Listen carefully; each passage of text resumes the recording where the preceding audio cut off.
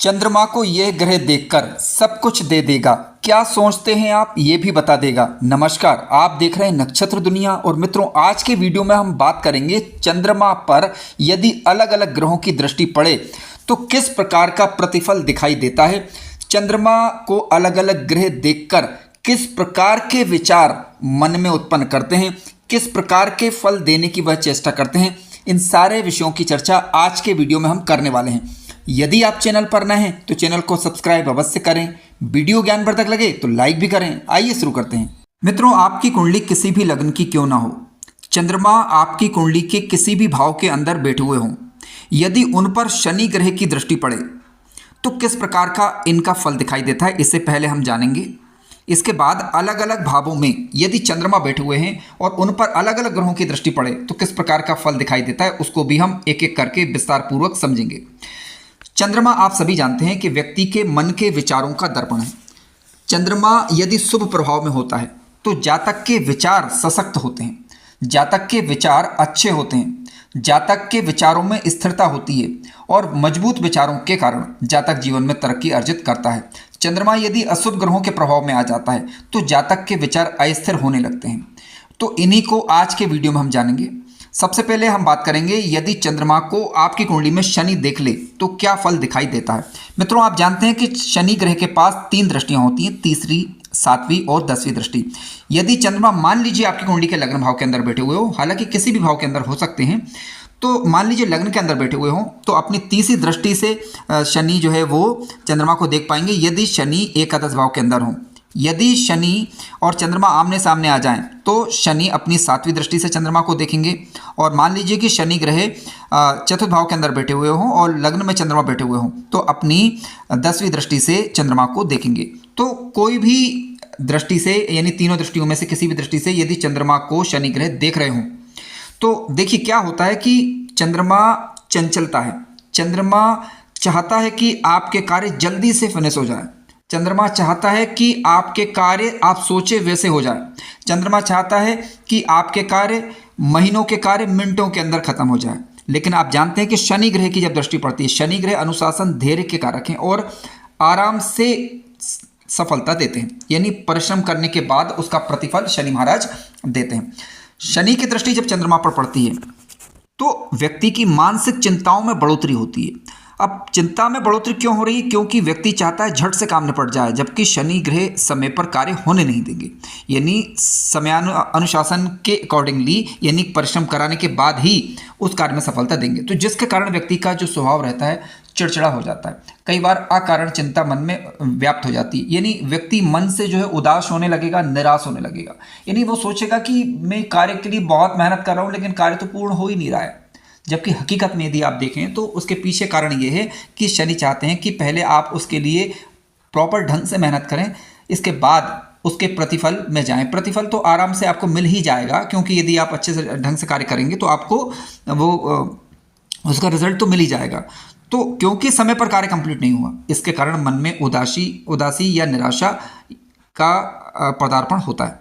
कई बार शनि की दृष्टि चंद्रमा पर पड़ती है तो मन में तनाव उत्पन्न होता है, वहम उत्पन्न होता है। क्यों? क्योंकि मन की चंचलता पर नियंत्रण हो रहा है और चंद्रमा अपने मन की उछल कूद नहीं कर पा रहा है, जिसकी वजह से व्यक्ति का मन उदास होता है और व्यक्ति मन की चंचलता पर नियंत्रण होता है।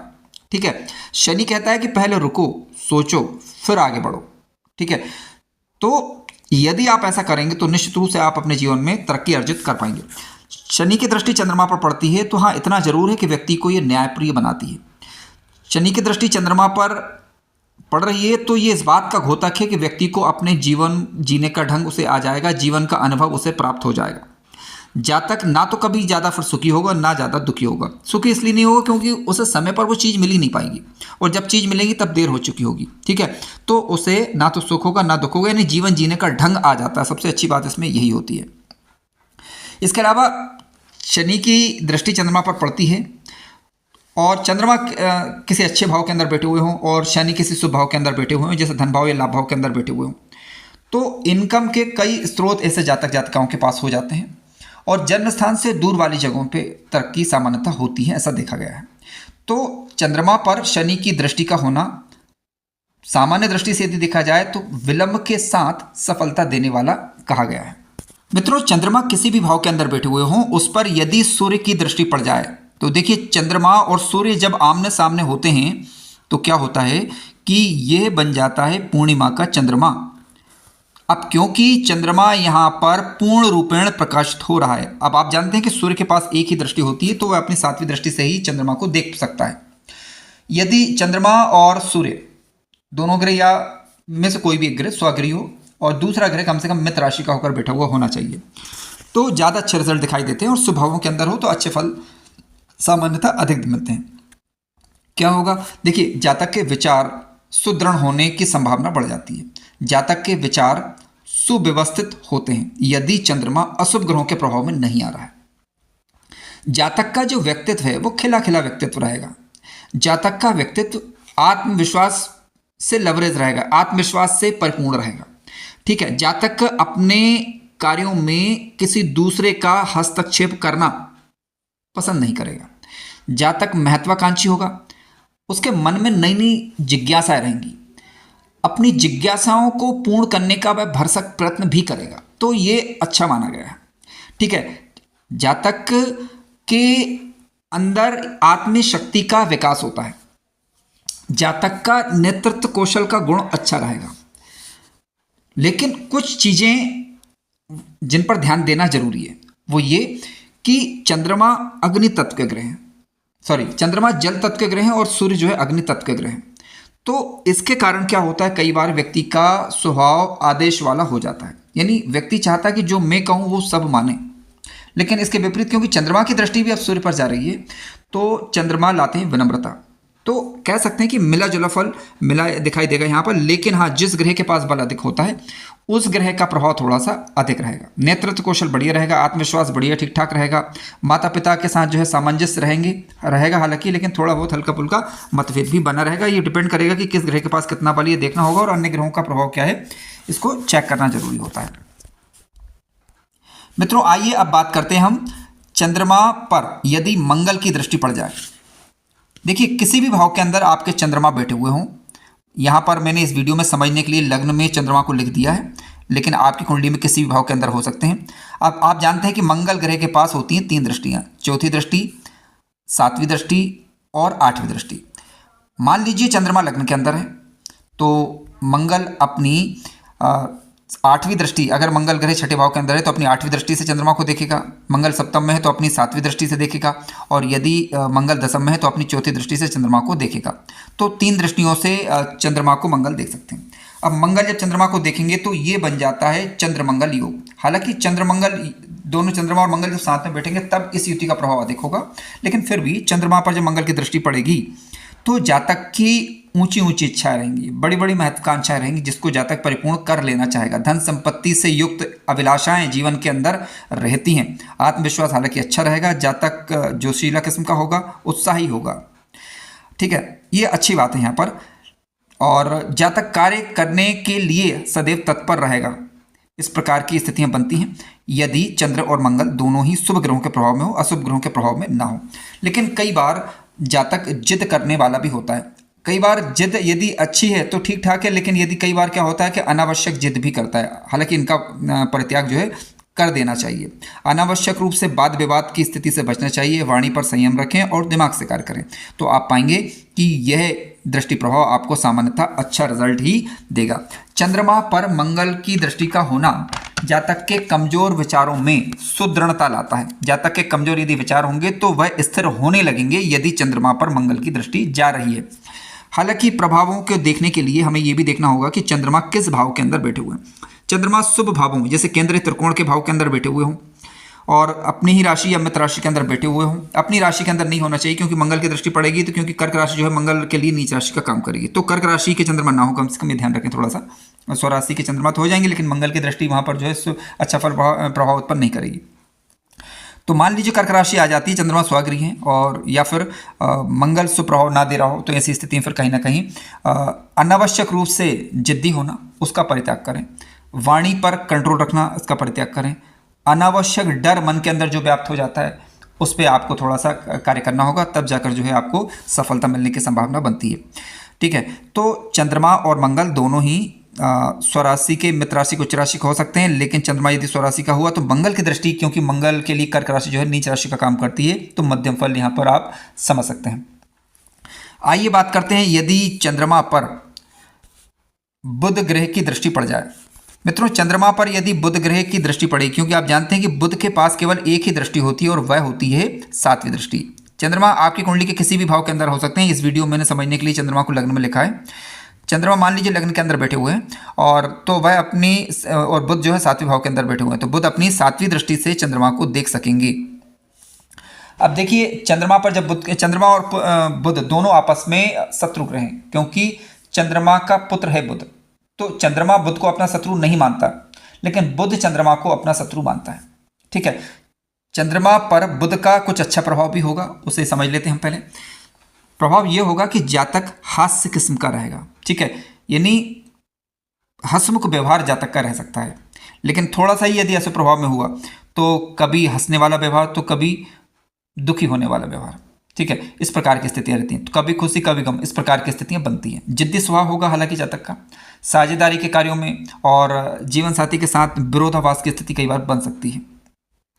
नई चीजें हासिल कर लेना चाहता है ऐसा जातक, बुद्धि बल के द्वारा अपने जीवन में उन्नति चाहता है, लेकिन थोड़ा सा भी यदि निगेटिव प्रभाव हुआ तो गलत फहमियाँ उत्पन्न होना, वैचारिक मतभेद उत्पन्न होना, चाहे वो सही हो या ना हो, लेकिन अकारण भय, अकारण मन में शंकाएं, वहम, डर उत्पन्न हो जाना, जिसके कारण कार्य बिगड़ते हैं। अब ये डिपेंड करेगा कि चंद्रमा और बुध किस भाव के अंदर बैठे हों, उस भाव से संबंधित रिश्तों में और उस भाव से संबंधित कार्यों में सावधानी बरती जानी चाहिए। मान लीजिए चंद्रमा आपकी कुंडली के जो है चतुर्थ भाव के अंदर बैठा हुआ हो, बुध आपकी कुंडली के 10वें भाव के अंदर बैठा हुआ हो। चंद्रमा हालांकि चतुर्थ भाव में कारक ग्रह होते हैं। बुध की बात करें तो बुध कुंडली के 10वें भाव के अंदर बैठेंगे। मान लीजिए मेष लग्न की कुंडली हुई तो मकर राशि के होंगे, जो कि मित्र राशि के माने जाएंगे, तो मिला जुला प्रभाव देखने को आपको मिलेगा। माता पिता के साथ सामान्य प्रकार के मतभेद रह सकते हैं, लेकिन क्योंकि चंद्रमा चतुर्भाव के अंदर कारक ग्रह होते हैं, अब ऐसी स्थिति में आपको लग्नेश के साथ चंद्रमा का क्या संबंध बन रहा है, तात्कालिक मित्रता हो रही है नहीं हो रही, ये चेक करना होगा। इसके बाद ही हम इस विषय में कुछ कह सकते हैं। मित्रों, आइए चर्चा करते हैं यदि चंद्रमा पर गुरु ग्रह की दृष्टि पड़ जाए। अब आप जानते हैं कि चंद्रमा को गुरु ग्रह अपनी 3 दृष्टियों से देख सकते हैं। पहली दृष्टि चंद्रमा के पास, गुरु के पास होती है 5वीं, दूसरी 7वीं और तीसरी 9वीं। मान लीजिए लग्न के अंदर चंद्रमा है और तो पंचम भाव के अंदर गुरु हो या सप्तम भाव के अंदर हो या नवम भाव के अंदर गुरु हो, तो गुरु अपनी 5वीं, 7वीं और 9वीं दृष्टि से चंद्रमा को देख सकेंगे। अब चंद्रमा और गुरु क्योंकि आपस में नैसर्गिक रूप से मित्र ग्रह हैं, अब निश्चित रूप से जो है चंद्रमा को यदि गुरु देखेंगे तो अच्छा प्रभाव ही दिखाई देंगे। और क्या होगा, चंद्रमा की सकारात्मकता में वृद्धि होगी, जातक के विचार सकारात्मक होंगे, माता के साथ अच्छे संबंध रहेंगे, इस बात की संभावना बनती है। भूमि भवन प्रॉपर्टी के सुख को अच्छा करेंगे, धन संपत्ति को अच्छा करेंगे, संतति सुख को अच्छा करेंगे, ऐसा आप मान सकते हैं। इसके अलावा जातक की धन संपत्ति दिन पर दिन बढ़ेगी, विशेष रूप से इनकी अंतर्दशा के दौरान, और सामाजिक रूप से मान पद प्रतिष्ठा में वृद्धि करने वाली स्थिति ही कही जाएगी। घरेलू दृष्टि से यदि देखा जाए तो भी अच्छा प्रभाव ही सामान्यता उत्पन्न करेंगे। घरेलू सुख साधनों में ये वृद्धि करने वाली स्थिति कही जाएगी, यानी काफ़ी बढ़िया रिजल्ट देखा जा सकता है। चंद्रमा पर गुरु का दृष्टि का होना या चंद्रमा गुरु साथ में बैठ जाएं, ये अच्छी स्थितियों में ही काउंट से किया जाएगा, चाहे किसी भी भाव के अंदर ये युति बन रही हो। 6, 8, 12 के अंदर बने तब भी प्रभाव इनका अच्छा ही रहेगा। हालांकि वह बात अलग है कि केंद्र त्रिकोण में फल अच्छा ज़्यादा मिलता है, जबकि 6, 8, 12 के अंदर ग्रह क्योंकि कमजोर पड़ जाते हैं तो इसके कारण उतना अच्छा प्रभाव दिखाई नहीं देता। हालांकि इनकी युति को फिर भी गलत नहीं माना जाएगा, अच्छा ही रिजल्ट देने वाला कहा जाएगा। मित्रों, आइए चर्चा करते हैं कि चंद्रमा पर यदि शुक्र की दृष्टि पड़ जाए। मित्रों, चंद्रमा, और आप जानते हैं कि चंद्रमा को शुक्र ग्रह केवल अपनी एक ही दृष्टि से देख सकते हैं, जिसका नाम है 7वीं दृष्टि, क्योंकि शुक्र के पास एक ही दृष्टि होती है। चंद्रमा किसी भी भाव के अंदर बैठे हुए हों, वहां से शुक्र की दृष्टि यदि चंद्रमा पर पड़ती है तो क्योंकि गुरु तो गुरु है, शुक्र भी गुरु है।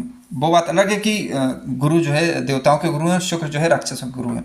अब क्योंकि शुक्र जब चंद्रमा को देखेंगे, अब शुक्र के पास क्या है, भौतिक वस्तुओं के कारक ग्रह, जीवन भोग विलासता को बढ़ाने वाले ग्रह, संपन्नता को बढ़ाने वाले हैं। तो शुक्र जब चंद्रमा को देखेंगे तो ये चीजें व्यक्ति के दिमाग में, व्यक्ति के मन में आने लग जाती हैं, यानी व्यक्ति भौतिक सुखों के पीछे भागता है, व्यक्ति ऐसा नहीं कि धार्मिक नहीं होगा, धार्मिक भी होगा साथ साथ, लेकिन राजसी सुख को भोगने की इच्छा भी उसके अंदर रहेगी। यानी जब तक चाहेगा कि वो धर्म भी करे लेकिन उसका लाभ भी उसे प्राप्त हो, इस प्रकार की लालसा बनी रहती है। धन के प्रति लालयत रह सकता है, भौतिक सुखों के प्रति लालयत रहता है, सुखों के पीछे भागेगा। शुक्र यदि सुप्रभाव में होते हैं तो सुख के पीछे भी भागेगा और व्यक्ति धर्म भी करेगा।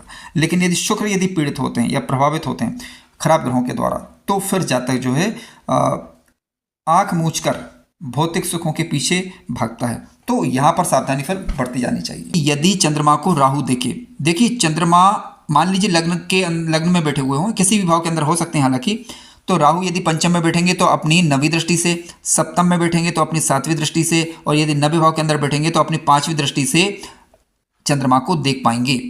अब चंद्रमा को यदि राहु देखे तो ये सामान्यतः इसके नेगेटिव प्रभाव अधिक और शुभ प्रभाव कम देखने को मिलते हैं। आइए समझते हैं।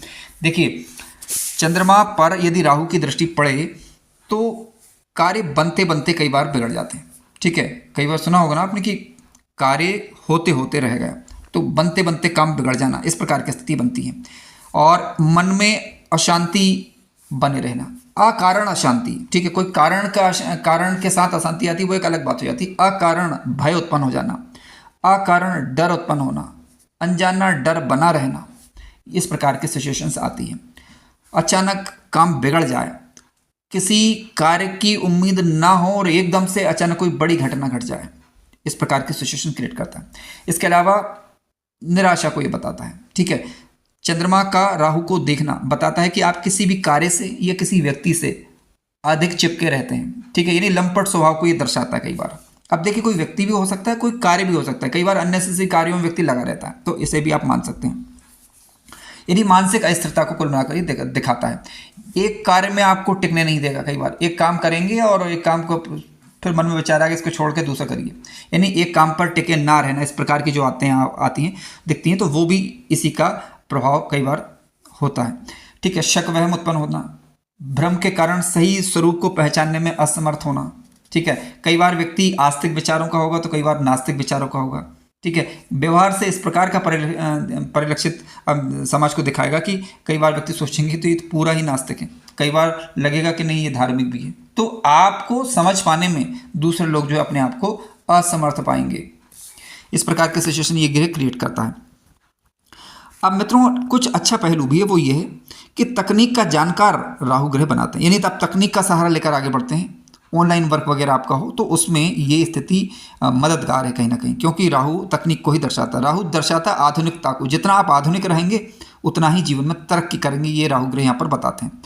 राहु ग्रह की चंद्रमा पर दृष्टि होना इस बात को भी बताता है कि आप तर्कपूर्ण ढंग से कार्य करने वाले हैं, आप आंख मूंझकर किसी चीज़ पर भरोसा नहीं करते, इसको भी यहाँ पर ये स्थिति बताती है। तो अच्छा है हालांकि ये देखा जाए तो, यानी आंख मूंझकर भरोसा न करना तो ये ठीक है। ठीक है, तो चंद्रमा पर यदि राहु की दृष्टि हो तो व्यक्ति तकनीकी क्षेत्रों में, जैसे मैंने बताया अभी, कंप्यूटर क्षेत्रों के अंदर कोई भी ऐसा कार्य जो तकनीक से जुड़ा हो तो उसमें ये स्थिति मददगार है। आइए बात करते हैं चंद्रमा को यदि केतु ग्रह देखे। आप जानते हैं कि राहु के समान चंद्रमा केतु को भी 3 दृष्टियां प्राप्त हैं, 5वीं, 7वीं और 9वीं। राहु पंचम में बैठेंगे तो अपनी 9वीं दृष्टि से, सप्तम में बैठेंगे तो अपनी 7वीं दृष्टि से, 9वें में बैठेंगे तो अपनी 5वीं दृष्टि से चंद्रमा को देखेंगे। हालांकि यहाँ पर मैंने लग्न में चंद्रमा को लिखा है, किसी भी भाव के अंदर आपके चंद्रमा हो सकते हैं, लेकिन हमें तो केवल इनका प्रभाव समझना है। तो आइए जान लेते हैं। देखिए चंद्रमा पर यदि केतु की दृष्टि होती है तो ये भी उदासीनता को दर्शाती है, निराशावादिता को दर्शाती है, अवसरवादिता को दर्शाती है। ठीक है, और ध्यान रखें कि किसी को धोखा देना नहीं है। ठीक है, धोखा देने से बचें, अगर आपने धोखा दिया तो आप पछताएंगे, इसका खामियाजा आपको भुगतना पड़ेगा। चंद्रमा पर केतु की दृष्टि का होना ये बताता है कि आपको कार्यों के प्रति, अपनी जरूरी ड्यूटीज़ के प्रति उदासीन नहीं होना है, जो आपके कर्म कर्तव्य हैं उन्हें करना है, तो ऐसा आप मान सकते हैं। हालांकि देखा जाए तो सामान्यतः से ठीक नहीं कहा जा सकता, फिर भी आप देख लीजिएगा यदि अशुभ प्रभाव देखने को मिले यदि केतु के, तो ऐसी स्थिति में आप अपने बुध को, यदि कारक ग्रह हों तो आप शुभ तरीके से उन्हें बलवान कर सकते हैं। अकारक ग्रह यदि बने तो उनकी वस्तुओं का दान किया जा सकता है और केतु से संबंधित वस्तुओं का दान भी किया जा सकता है, लेकिन इस पर निर्णय कुंडली विश्लेषण के बाद ही सटीक रूप से दिया जा सकता है। मित्रों कार्यक्रम ज्ञानवर्धक लगा हो तो लाइक करें, चैनल पर नए हो तो सब्सक्राइब भी करें। धन्यवाद।